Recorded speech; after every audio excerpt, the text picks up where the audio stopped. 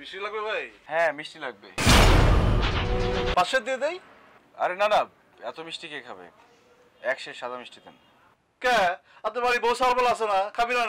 দিয়ে দেই। না না, আপনি এক শের দেন। এক শের? আচ্ছা ঠিক।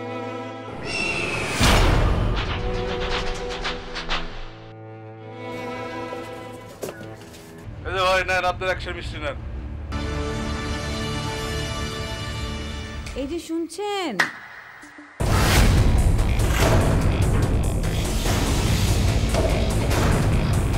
এই যে